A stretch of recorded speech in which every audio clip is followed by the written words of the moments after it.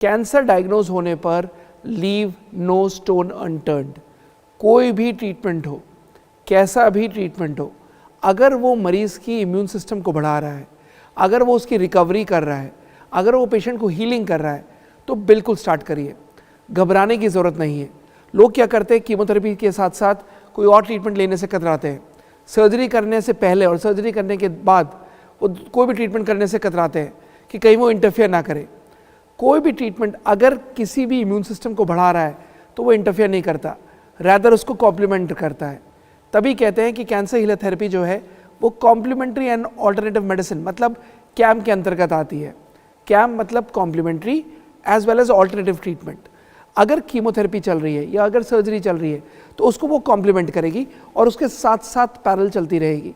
आपस में जैसे दो रेल की पटरियाँ कभी आपस में जाकर नहीं मिलती, वैसे ही अगर कीमो चल रही है या सर्जरी चल रही है या रेडिएशन हो रहा है, उसके साथ साथ आप कैंसर हीलर थेरेपी को पैरेलल चला सकते हो।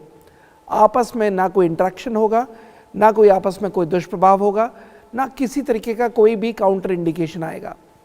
अगर कैंसर में कीमोथेरेपी या सर्जरी का मेन रूट नहीं चुनना तो आप alternative route cancer healer therapy को अपना सकते हो।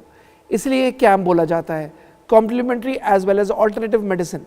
ऑल्टरनेट मेडिसिन मतलब हमें मेन रास्ता नहीं चुनना, हमें दूसरा रास्ता चुनना है जो साइड इफ़ेक्ट्स के दूर हो, जिससे कोई साइड इफ़ेक्ट नहीं होता है, जिससे कोई नुकसान नहीं होते, जिसके कभी कोई दुष्प्रभाव ना पेशेंट को डाउन करता है, ना उसकी इम्यूनिटी डाउन करता है, ना उसके बाल झड़ते हैं, ना उसके काउंट्स कम होते हैं, ना उसके बार बार ब्लड चढ़ाने की ज़रूरत पड़ती है, ना नोजिया होता है, ना वॉमिटिंग होता है।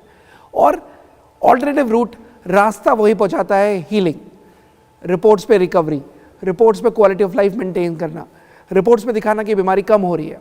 और जब हमें रास्ता वही, डेस्टिनेशन वही है, तो जर्नी आप कोई भी लो, it does not matter. Even चाहे अगर आपको होम्योपैथी की ज़रूरत पड़ रही है, ले सकते हैं। आयुर्वेदिक की ज़रूरत पड़ती है, ले सकते हैं। योगा की ज़रूरत है, ले सकते हैं। वैदिक साइंसेस की मेडिसिन लेनी है, ले सकते हैं।